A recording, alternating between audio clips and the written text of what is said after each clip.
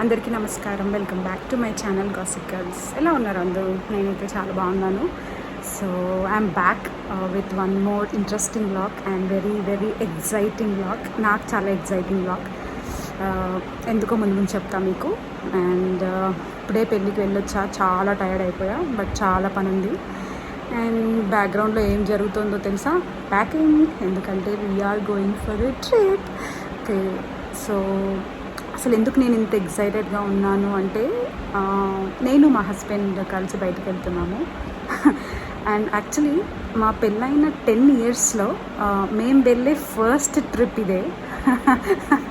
చాలా ఫన్నీగా ఉండొచ్చు, బట్ ఎస్, మా పెళ్ళైనాక 10 yearsలో మేము ఫస్ట్ టైం ఇద్దరమే కలిసి వెళ్తున్న ట్రిప్. అంటే ఇంతకుముందు చాలా ప్లేసెస్కి వెళ్ళాము, బట్ ఇద్దరం ఎప్పుడు వెళ్ళలేదు. సో సారీ, వీడియో రికార్డ్ చేస్తూ మధ్యలో ఆపేశాను కదా. సో ఫోన్ కాల్ వచ్చిందనమాట.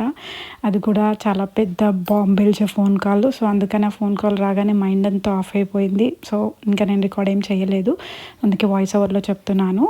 అండ్ మేము ఈ ట్రిప్ అనేది చాలా రోజుల నుంచి ప్లాన్ చేసాము వెళ్ళడానికి, బట్ స్టిల్ ఎప్పుడప్పుడు పోస్ట్పోన్ అవుతూ వచ్చి లాస్ట్లోకి అయితే వెళ్ళాలనుకున్నాము. కానీ వెళ్ళడానికి కూడా ఎన్నో అడ్డంకులు వచ్చాయి. అండ్ ఎక్కడికి వెళ్తున్నామో చెప్పలేదు కదా మీకు. మేము అరుణాచలం వెళ్తున్నాం అనమాట. సో అరుణాచలం వెళ్ళాలని చాలా రోజుల నుంచి అనుకుంటున్నాము. అండ్ ఫైనలీ ఆ డే అయితే వచ్చేసింది విత్ లాట్స్ ఆఫ్ హడల్స్. అసలు ఎన్ని హడల్స్, వెళ్ళాలా వద్దా అనే డైలమాలో వస్తే స్టార్ట్ అయిపోయాము. సో మేము బస్ బుక్ చేసుకున్నాం అనమాట, ట్రావెల్స్లో బస్. అండ్ మాకు ఎల్బీ నగర్లో పిక్ చేసుకున్నాడు. పికప్ పాయింట్కి బస్, మినీ బస్ పంపించారు. మెయిన్ బస్ వేరే కొండాపూర్ అట్లా అక్కడ వెయిట్ చేస్తుందంటే అక్కడికైతే మేము వెళ్ళిపోయాము. అక్కడికి వెళ్ళడానికి మమ్మల్ని వాడు మొత్తం ట్విన్ సిటీస్ అంటే తిప్పేశాడు. హైదరాబాద్, సికింద్రాబాద్ మొత్తం తిప్పి లాస్ట్కి ఫైనల్గా బస్ దగ్గరికి తీసుకెళ్ళాడు. ఆ బస్ దగ్గరికి వెళ్ళేసరికి ఆల్మోస్ట్ 2 hours పట్టింది. And we're exhausted. 2 hours ఆ బస్లో కూర్చొని లాస్ట్కి వచ్చేసింది. ట్రాఫిక్ జామ్లో మెట్రో ఎక్కేసి వెళ్ళిపోయింటే బాగుండే, వీడు ఎక్కడో పికప్ పాయింట్ చెప్తే అంత ఫ్రస్ట్రేషన్ వచ్చింది. సో బస్ అయితే ఎక్కేసాము. బస్ అయితే డీసెంట్గా బాగానే ఉంది, వోల్వో బస్సు. అండ్ స్టార్ట్ అయితే అయిపోయాము. నైట్ మేము రీచ్ అయ్యేసరికి అక్కడికి 7:30 or 8 అయినట్టుంది. స్టార్ట్ అయిపోయాము. స్టార్ట్ అయ్యాక నుంచి ఫుల్ వర్షం పడుతుంది. అండ్ మేము ఈ ట్రిప్ చాలా రోజుల క్రితమే వెళ్ళాము, అంటే 12th వెళ్ళాము, పౌర్ణమి ఉండే అని. కానీ వీడియో పోస్ట్ చేయడానికి చాలా టైం పట్టింది, ఎందుకంటే one of my family members చనిపోయారనమాట. సో అందుకని అసలు కుదరలేదు నాకు వీడియో ఎడిట్ చేసి పోస్ట్ చేయడానికి, అందుకే లేట్ అయిపోయింది. సో ఆ రోజు చైత్ర పౌర్ణమి అంట అరుణాచలం మేము వెళ్ళిన రోజు. అండ్ అసలు మామూలుగా రష్ లేదు. మీరు జనరల్గా ఇన్స్టాగ్రామ్లో రీల్స్ చూసే ఉంటారు. ఆ రోజు చాలామంది రీల్స్ పెట్టారు, ఎంతమంది పబ్లిక్ వచ్చారు ఏంటి అనేది. మేము అసలు అంత ఎక్స్పెక్ట్ చేయలేదు. అందుకనే పౌర్ణమి అనే జనరల్గా నేను మా ఆయన ఇద్దరమే వెళ్ళాము, పిల్లల్ని వదిలేసి. ఎందుకంటే గిరి ప్రదక్షిణ చేయాలంటే పిల్లలతో ఇబ్బంది అవుతుంది కదా, పౌర్ణమి రష్గా ఉంటుంది. సో ఇద్దరమే హ్యాండిల్ చేయలేమేమో ఇద్దరిని అన్నట్లు ఫస్ట్ అయితే మన ఇద్దరం వెళ్దాంలే, నెక్స్ట్ టైం దర్శనం కోసం వెళ్ళినప్పుడు పిల్లల్ని తీసుకెళ్దాం అన్నట్లు ఇద్దరం అయితే స్టార్ట్ అయిపోయాము. అండ్ అక్కడ రీచ్ అయ్యేసరికి మాకు మార్నింగ్ 7:30 అయిపోయింది. అండ్ ఇక్కడ ఆటో వాళ్ళు బేసిక్గా అసలు ఏ ఆటో అడిగినా వాడు 600, 700 అసలు ఆస్తులు అడుగుతున్నారు. ఆటో అడిగితే బేసిక్గా నాకు అట్లా అనిపించింది. ఇంకా ఏమన్నంటే చైత్ర పౌర్ణమి రూమ్ అడిగినా కానీ అదే చెప్తున్నారు, పౌర్ణమి సో దొరకదు అని చాలా అంటే చాలా ఎక్కువ అడుగుతున్నారు. 500 మాకు పికప్ బస్ డ్రాప్ పాయింట్ నుంచి మేమున్న హోటల్కి వెళ్ళడానికి 600 రూపీస్ ఛార్జ్ చేసిండు. ఆల్మోస్ట్ ఒక 15 minutes కూడా ఉందో లేదో ఆ డిస్టెన్స్. అంత తక్కువ డిస్టెన్స్కి 600 రూపీస్ అయితే ఛార్జ్ చేసిండు. ఇంకేం చేస్తాం, ఆప్షన్ లేదు. ఎక్కడికైనా వెళ్ళినప్పుడు ఇంకా లొకేషన్ తగ్గట్టు మనం ఫాలో అయిపోతూనే ఉండాలి కదా. అట్లా అయితే మేము స్టార్ట్ అయిపోయాము, హోటల్కి రీచ్ అయిపోయాము. సో హోటల్కి రీచ్ అయిపోయి ఫస్ట్ అయితే వెళ్ళగానే మేము ఫ్రెష్ అప్ అయిపోయి దర్శనానికి అయితే స్టార్ట్ అయిపోదాం అనుకున్నాం. ఎందుకంటే చెప్పా కదా కొన్ని హడల్స్ ఉండే అని. సో ఆ రోజు కూడా మార్నింగ్ కొంచెం మేము టెన్షన్లోనే ఉండే, అంటే ఈ ట్రిప్ అయితే సక్సెస్ఫుల్గా కంప్లీట్ అవుతుందా లేదా అని ఒక టెన్షన్లో ఉండే. అందుకని ఏదైతే అది అయింది, ఫస్ట్ అయితే దర్శనం చేసేసుకుందాం అన్నట్లు స్టార్ట్ అయితే అయిపోయాము. సో ఇది మా హోటల్ నుంచి వ్యూ, కొండ చూసారు ఎంత బాగుందో, హోటల్ నుంచి వ్యూ. సో అట్లా స్టార్ట్ అయిపోయాము. అండ్ ఇక్కడ నుంచి కూడా అసలు ఆటో ఒక 5 minutes డిస్టెన్స్ లేదు, వాడు మాకు 250 రూపీస్ ఛార్జ్ చేశాడు గుడి ముందర దింపడానికి. ఈవినింగ్ మేము నడుచుకుంటూ వెళ్తే అసలు అది డిస్టెన్స్ ఇంత తక్కువ డిస్టెన్స్ అయినా మేము ఆటోలో వచ్చిందని అట్లా అనిపించింది అనమాట. ఇంత డిస్టెన్స్కే వాడు 250 రూపీస్ తీసుకున్నాడు. ఏమనంటే పౌర్ణమి మేడం అంత క్లోజ్ ఉంది, చుట్టూ తిరిగి వెళ్ళాలి, ఏమనంటే ఇదే డైలాగ్ చెప్తున్నారు అందరూ. సో నాకైతే చాలా ఎక్స్పెన్సివ్ అనిపించింది. హోటల్ కానీ ఆటోస్ కానీ, అంటే మేబీ ఎప్పుడు ఇట్లనే ఉంటుందో తెలియదు, ఆ రోజు పౌర్ణమి ఎఫెక్ట్ నిజంగానే అయితే తెలియదు. ఫైనల్లీ అయితే దర్శనానికి అయితే స్టార్ట్ అయిపోయాము. దర్శనానికి మేము తెలిసిన వాళ్ళు ఉంటే సో వివిఐపి దర్శనానికి వెళ్ళామన్నమాట. అట్లా మాకు దర్శనం కొంచెం తొందరగానే అయిపోయింది. ఒక 2 అవర్స్ 1 అవర్ పట్టిందని కూడా దర్శనానికి మాకు ఆల్మోస్ట్. అట్లా దేవుడి దగ్గరికి వెళ్ళి గర్భగుడి దగ్గరికి వెళ్ళి దేవుడిని చూసాము. చాలా బాగా అనిపించింది. అసలు నేను ఏం దేవుడిని మొక్కాలి అర్థం కాదు, అలా చూస్తూ ఉండిపోయా శివయ్యని. అట్లా బాగుండే అనమాట. మంచిగా అయింది దర్శనము. అట్లా మార్నింగ్ దర్శనం చేసుకొని రిటర్న్ రూమ్కి వచ్చేసాము. రూమ్కి వచ్చేసి వస్తూనే దారిలో లంచ్ అనేది తీసుకొని రూమ్కి అయితే స్టార్ట్ అయిపోయాము. ఇతనే మాకు తెలిసిన అతను అనమాట, మమ్మల్ని దర్శనానికి తీసుకెళ్ళాడు.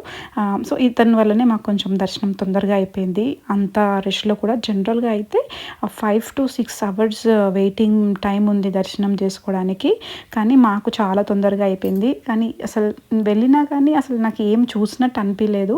వెళ్ళాము, దర్శనం చేసేసుకొని బయటకు వచ్చేసాము. ప్రసాదం అది కొనుక్కొని కొంచెం తినేసి బయటకు వచ్చేసాము. అసలు లోపల ఏమి చూసినట్లేదు. అలా ఎండకి గుడి నుంచి రూమ్కి వచ్చేసరికి చాలా టైర్డ్ అయిపోయి తినేసి పడుకున్నాము. ఎందుకంటే నైట్ మళ్ళీ గిరి ప్రదక్షిణ స్టార్ట్ చేయాలి కదా. సో అట్లా పడుకొని లేచి ఫ్రెష్ అయిపోయి గిరి ప్రదక్షిణ స్టార్ట్ చేసాము.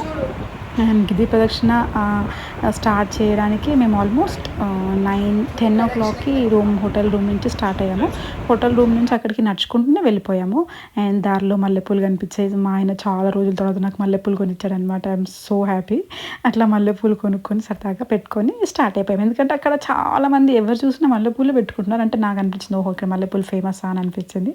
ఎవరి దగ్గర చూసినా కానీ నెత్తిలో కంపల్సరీ మల్లెపూలు ఉన్నాయి. సరే మనం కూడా పెట్టుకుందాంలే, చాలా రోజులు అయిపోయింది కదా అన్నట్లు కొనుక్కొని అయితే పెట్టుకొని స్టార్ట్ అయిపోయాము. అసలు స్టార్ట్ అయినప్పుడు అనుకోలే ఇంత ఇదవుతుందని. కానీ మధ్యలోకి వెళ్ళాక అసలు ఊపిరి కూడా ఆడలేదు మాకు. ఎక్కడ నేను కింద పడిపోయి ఆ తొక్కిసలాట్లో చచ్చిపోతానేమో అన్నంత భయం వేసింది నాకు. ఎందుకంటే అంత రష్ ఉంది. పాపం మా ఆయన నన్ను చాలా గట్టిగా పట్టుకొని అసలు ఎక్కడక్కడ జరగకుండా అట్లా లాక్కొని వెళ్ళిపోయాడు. ఎందుకంటే ఒక్క సెకండ్ గ్యాప్ దొరికినా అసలు ఎక్కడికో వెళ్ళిపోయేటట్టున్నాం, అంత రష్ ఉందన్నమాట. సో మేము ఆల్మోస్ట్ హోటల్ నుంచి 10 ఓ క్లాక్కి బయటకు వచ్చాము. గుడి దగ్గరికి రీచ్ అయ్యేసరికి మెయిన్ గోపురం దగ్గరికి రీచ్ అయ్యేసరికి మాకు రాజగోపురం దగ్గరికి ఆల్మోస్ట్ 11 అయినట్టుంది. సో 11 ఓ క్లాక్కి మేము అక్కడ కొబ్బరికాయ కొట్టడానికి కూడా చాలా కష్టపడ్డాము. దీపం వెలిగించడానికి కొబ్బరికాయ అసలు ఆప్షనే లేదు, విసిరేయడమే, ఇంకా వేరే ఆప్షన్ ఏం లేదు. అట్లా స్టార్ట్ అయిపోయాము. ఈ గిరి ప్రదక్షిణ మాకు నైట్ 11 ఓ క్లాక్కి స్టార్ట్ చేస్తే ఆల్మోస్ట్ మాకు మార్నింగ్ 7:30 అయిపోయింది. అండ్ ఊపిరి కూడా ఆడనన్నంతమంది జనం వచ్చారు. అసలు ఐ డింట్ ఎక్స్పెక్ట్. అంటే జనరల్గా పౌర్ణమికి ఇంత రష్ ఉంటుందని తెలుసు, కానీ మరీ ఊపిరాడనంత రష్ ఉంటుందని అయితే నేను అనుకోలేదు. అంటే అది చైత్ర పౌర్ణమి అంట, తమిళియన్స్కి చాలా ఎక్కువ పవర్ఫుల్ అని నమ్ముతారంట. సో వాళ్ళే తమిళియన్సే ఎక్కువ ఉన్నారు బేసిక్గా. తెలుగు వాళ్ళు నాకు చాలా తక్కువ మంది కనిపించారు. సో మధ్యలో లింగాలు ఉంటాయి కదా, అవి అసలు ఇవేవి చూడలేదు మేము ఆ రష్లో. అసలు ఆప్షనే లేదు. గుడికి వెళ్ళినామన్నా పెద్ద లైను, లేకపోతే అసలు అటు ఇటు మధ్యలోకి వెళ్ళినామంటే ఇంకా సైడ్కి వచ్చే ఆప్షనే లేదు, అంత రష్ ఉందన్నమాట. ఏది చూడలేదు. వెళ్ళేసి గిరి ప్రదక్షిణ చేసుకొని వచ్చేసామన్నమాట.